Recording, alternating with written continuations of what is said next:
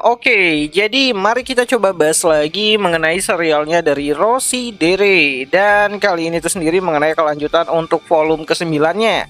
Spoiler ya, tentu aja video kali ini tuh sendiri bakalan jadi video spoiler. Jadi jika kalian itu tidak keberatan, yuk mari kita coba lanjutkan. Melanjutkan mengenai kisah masa lalu dari Yumi yang sebelumnya ya. Pada kali ini kita diceritakan mengenai kematian dari Naotaka.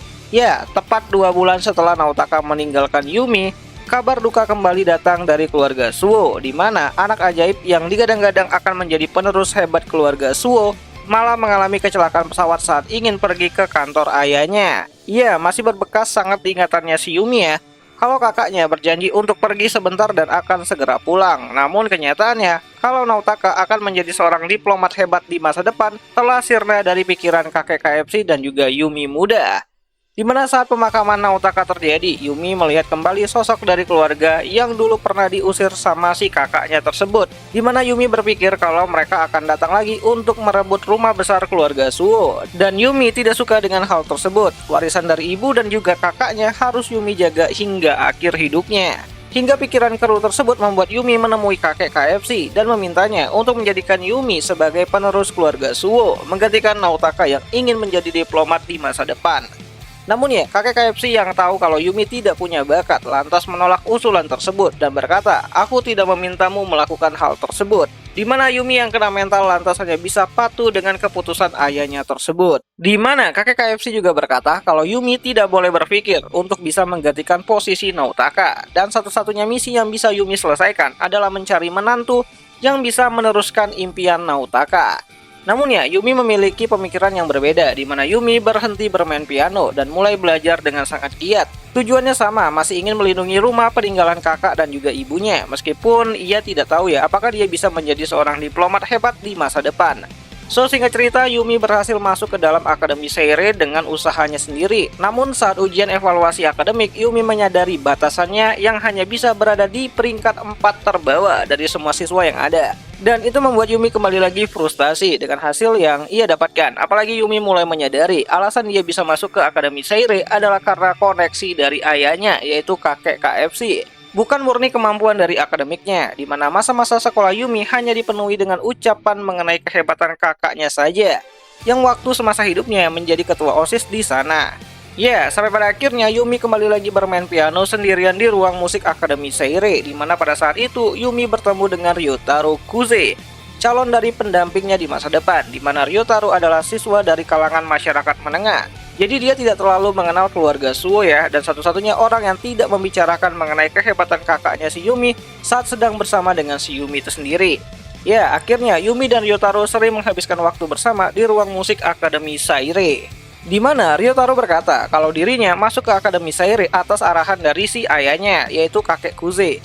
Di mana ia tidak tahu ya kalau Akademi Seire itu isinya orang-orang kaya semua. Jadi dia sedikit merasa canggung saat mencoba untuk memulai pembicaraan dengan siswa lain. Ya, hari-hari Yumi terus mendengar cerita mengenai Ryotaro. Bahkan Yumi merasa kembali nyaman ya saat Ryotaro memuji dirinya setelah mendengar mengenai kisah dari keluarganya, terutama mengenai Naotaka sendiri. Ya, bagi Ryotaro, Yumi adalah Yumi dan Yumi telah berusaha selama ini. Di tengah-tengah pembicaraan dan juga kisah mengenai Yumi ya, tiba-tiba saja kita dibawa kembali ke masa sekarang, di mana saat Yumi menceritakan mengenai kisahnya bersama Ryotaro, Masachika lantas mencoba untuk menghentikan cerita ibunya tersebut, di mana Masachika berkata kalau mendengar cerita percintaan mengenai orang tuanya adalah hal yang sangat malu untuk dirinya, di mana mendengar hal tersebut Yumi hanya bisa menanggapi Masachika dengan suara diam. Dan tak lama Yumi mulai melanjutkan kembali kisahnya. Ya, Yumi bercerita kalau Ryotaro mengungkapkan perasaan cintanya kepada si Yumi pada musim dingin, di mana sejak 1 bulan berpacaran, Ryotaro berniat untuk menemui kakek KFC dan benar saja, Ryotaro diminta untuk menjadi seorang diplomat luar negeri. Di mana Ryotaro yang sangat mencintai Yumi lantas menyetujui syarat dari ayahnya, di mana Ryotaro berkata kalau dia dan Yumi akan sama-sama mengejar impian mereka untuk menjadi seorang diplomat. Di mana sebenarnya di sini Yumi masih belum bisa memahami apa yang Ryotaro lakukan ya. Karena Ryotaro itu bercita-cita ingin menjadi seorang polisi, namun setelah bertemu dengan kakek KFC, Ryotaro mulai merubah impiannya dan ingin menjadi seorang diplomat seperti almarhum Naotaka. Di mana seiring dengan berjalannya waktu, Yumi dan Ryotaro akhirnya menikah dan kini Yumi mulai merasakan kalau ia berada di posisi ibunya dulu. Ya, Yumi berpikir kalau dia itu tidak bisa apa-apa, tidak menjadi seorang diplomat itu nggak apa-apa, asalkan dirinya menjadi seorang istri dari seorang diplomat. Di mana keluarga Yumi dan Ryotaro pun akhirnya berjalan dengan sangat bahagia, sampai suatu saat insiden yang buruk terjadi. Tanpa Yumi sadari, di mana setelah memiliki anak dan memutuskan kembali tinggal di Jepang, Yumi kembali lagi merasa minder karena tidak bisa membantu Ryotaro dalam tugas diplomatnya.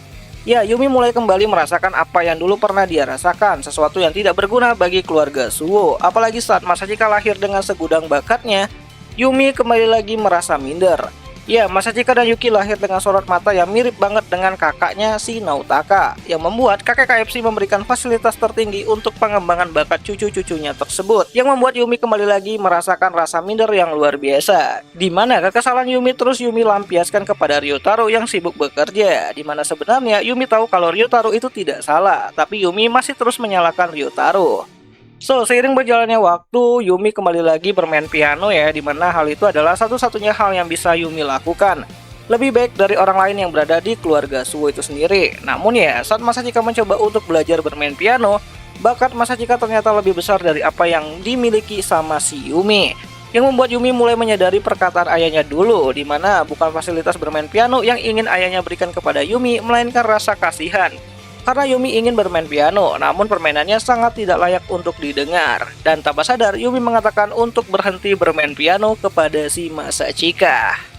So, secara garis besar, isi dari chapter ketiga pada volume ke-9 kali ini itu sendiri adalah mengenai Yumi dan juga masa lalunya. Mengenai Yumi yang ditinggalkan sama ibunya dan juga kakaknya gitu kan. Dan masalah rasa minder Yumi terhadap orang-orang di sekitarnya. Apalagi Yumi itu tinggal dan hidup besar di kalangan orang-orang yang berbakat ya, sedangkan dia sendiri tuh tidak memiliki bakat. Bahkan dia selalu saja dibanding-bandingkan dengan keberhasilan kakaknya. Dan rasa sakit yang paling dia rasakan adalah ketika dia mencoba untuk membuka lembaran baru, ternyata dia juga merasakan apa yang selama ini tuh ibunya rasakan. Apalagi dia merasa minder dengan kemampuan bakat dari anak-anaknya yang ternyata tuh mirip banget dengan Naotaka, yaitu kakaknya sendiri. Ya, ini tuh tentang Yumi lah chapter 3 kali ini. Nah, jadi kurang lebih seperti itulah isi dari chapter 3 pada volume ke-9 dari serialnya Rossi Dire ataupun Tokidoki Aliasan itu sendiri. Dan jika kalian suka dengan konten seperti ini, kalian bisa bantu aku dengan cara mengetiknya itu di kolom komentar, lanjut bang gitu kan, siapa tahu menarik. Dan akhir kata, itu aja dulu mengenai video kali ini. Dan jika ada yang salah aku minta maaf, dan sampai jumpa di pembahasan anime lainnya. Jenny.